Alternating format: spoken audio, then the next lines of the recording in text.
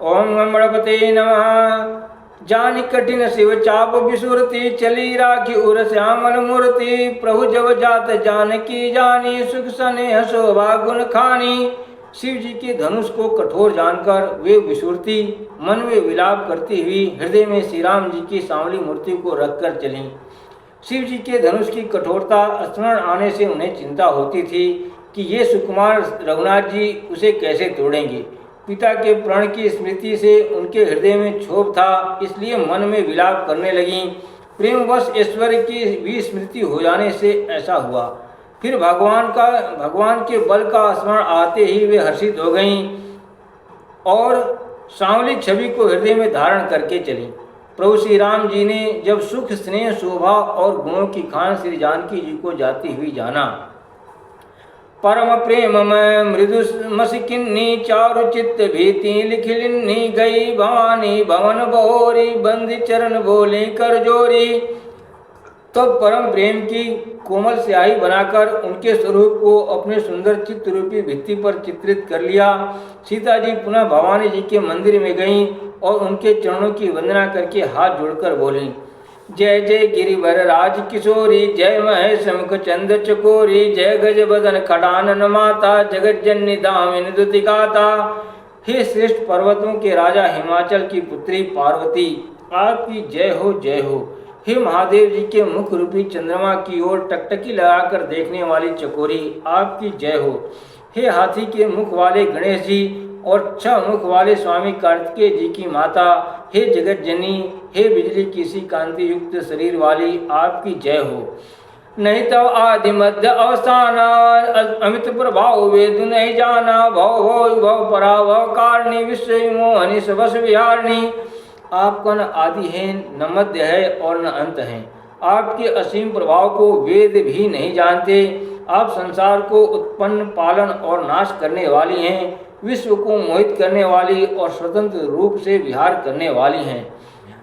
पति देवता श्रुति मातु प्रथम इवरेख, महिमा अमित न सकई कही सहस शारदा शेष। देवी पूज पद कमल तुम्हारे, सुर नर मुनि सब होए सुखारे। देवी पूज पद कमल तुम्हारे, सुर नर मुनि सब होए सुखारे। पति को इष्ट देव मानने वाली श्रेष्ठ नारियों में हे माता आपकी प्रथम गणना है। आपकी अपार महिमा को हजारों सरस्वती और शेष जी भी नहीं कह सकते। सेवत तो सुलभ पलचारी, वरदायनी पुरारी प्यारी। देवी पूज पद कमल तुम्हारे, सुर नर मुनि सब होए सुखारे। हे भक्तों को मुँह मांगा वर देने वाली, हे त्रिपुर के शत्रु शिव जी की प्रिय पत्नी, आपकी सेवा करने से चारों फल सुलभ हो जाते हैं। हे देवी, आपके चरण कमलों की पूजा करके देवता मनुष्य और मुनि सभी सुखी हो जाते हैं। मोर मनोरथ जानवनी के, बसों सदा उर पुरुष वहीं के। किन्ने प्रकट न कारण ते ही, अस कही चरण गए वैदेही। मेरे मनोरथ को आप भली भांति जानती हैं, क्योंकि आप सदा सबके हृदय रूपी नगरी में निवास करती हैं। इसी कारण मैंने उसको प्रकट नहीं किया। ऐसा कर कर जानकी जी ने उनके चरण कमल पकड़ लिए। विनय प्रेम बस भई भवानी, खसी माल मूरत मुस्कानी। सादर सिंह प्रसाद सिर धर्यो, बोली गौरी हर सिंह हर्यो। गिरिजा जी सीता जी के विनय और प्रेम के वश में हो गईं। उनके गले की माला खिसक पड़ी और मूर्ति मुस्कुराई। सीता जी ने आदर पूर्वक उस प्रसाद माला को सिर पर धारण किया। गौरी जी का हृदय हर्ष से भर गया और वे बोली, सुन सिय सत्य अशीष हमारी, पूजी मन कामना तुम्हारी। नारद बचन सदा सुचि साचा, सोवर मिले जाय मनुराचा। हे सीता, हमारी सच्ची आशीष सुनो, तुम्हारी मन कामना पूरी होगी। नारद जी का वचन सदा पवित्र, संशय भ्रम और दोषों से रहित और सत्य है। जिसमें तुम्हारा मन अनुरक्त हो गया है वही वर तुमको मिलेगा। मनु जाहि राच्यहु मिलहि, सोबरु सहज सुंदर सांवर। करुणा निधान सुजान, शीलु स्नेहु जानत रावर। एहि भांति गौरी असीस सुनि सिय सहित हरसि अली। तुलसी भवानी पूज पुनि पुनि मुदित मन मंदिर चली। जिसमें तुम्हारा मन अनुरक्त हो गया है, वही स्वभाव से ही सुंदर सांवला वर श्री रामचंद्र जी तुमको मिलेगा।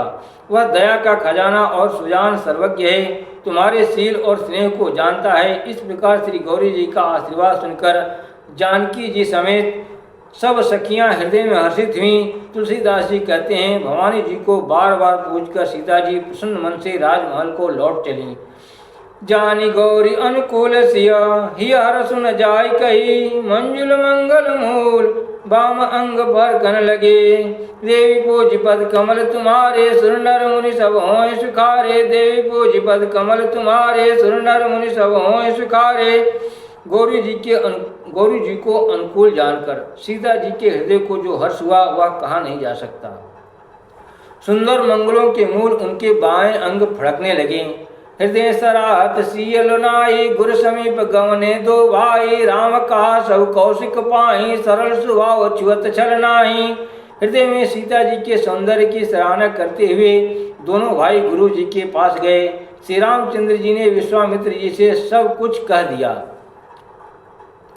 क्योंकि उनका सरल स्वभाव है, छल तो उसे छूता भी नहीं है। सुमन पाई मुनि पूजा किन्नी, पुनि अशीष दो भाई न दिन्नी। सुफल मनोरथ हो तुम्हारे, राम लखन सुनि भय सुखारे।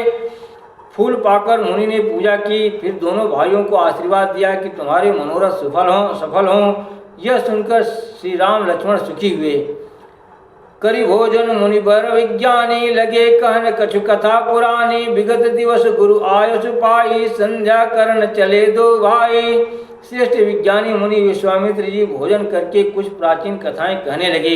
इतने में दिन बीत गया और गुरु की आज्ञा पाकर दोनों भाई संध्या करने चले। प्राची दिशि शशि उयऊ सुहावा, सिय मुख सरिस देख सुख पावा। बहुर विचारु किन्न मन माहि, सिय बदन समहिम करनाहि।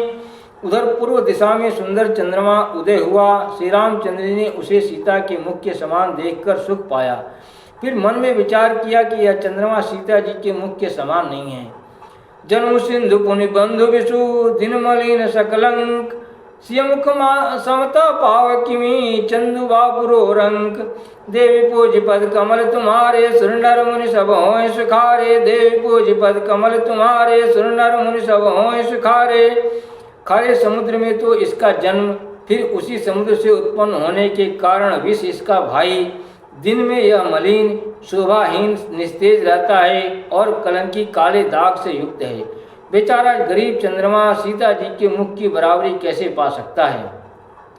घटई बढ़ई विरहीन दुखदाई, घृषई राहु निज संधि पाई। कोक शोक प्रद पंकज द्रोही, अवगुण बहुत चंद्रमा तो ही। फिर यह घटता बढ़ता है और विरहिणी स्त्रियों को दुख देने वाला है। राहु अपनी संधि में पाकर इसे ग्रस लेता है। चकवे को चकवी के वियोग का शोक देने वाला और कमल का वैरी उसे मुरझा देने वाला है। हे चंद्रमा, तुझमें बहुत से अवगुण हैं जो सीता जी में नहीं है। वैदेही मुख पटतर दिन्ने, होई दोष बड़ अनुचित किन्ने। सिय मुख छवि विधु ब्याज बखानी, गुरु पहि चले निशा बढ़ जानी। अतः जानकी जी के मुख की तुझे उपमा देने में बड़ा अनुचित कर्म करने का दोष लगेगा। इस प्रकार चंद्रमा के बहाने सीता जी के मुख की छवि का वर्णन करके बड़ी रात हो गई जान वे गुरु जी के पास चले। करिमुनि चरण सरोज प्रणामा, आयुष पाई किन्न विश्रामा। विगत निशा रघुनायक जागे, बंधु बिलो की कहन अस लागे। मुनि के चरण कमलों में प्रणाम करके आज्ञा पाकर उन्होंने विश्राम किया। रात बीतने पर श्री रघुनाथ जी जागे और भाई को देखकर ऐसा कहने लगे। उयव अरुण अवलोकता, पंकज को कलोक सुखदाता। बोले लखन जोर जुग पानी, प्रभु प्रभाव सूचक मृदुबानी। हे तात, देखो कमल चक्रवाक और समस्त संसार को सुख देने वाला अरुणोदय हुआ है। लक्ष्मण जी दोनों हाथ जोड़कर प्रभु के प्रभाव को सूचित करने वाली कोमल वाणी बोले। अरुणोदय सकुचे कुमुदा, उडगन ज्योति मलिन।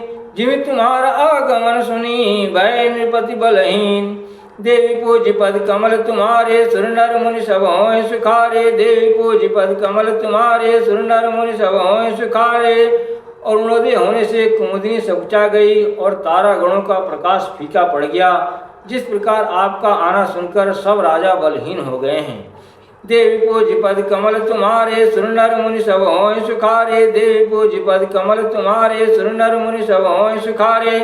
ओम नमः शिवाय।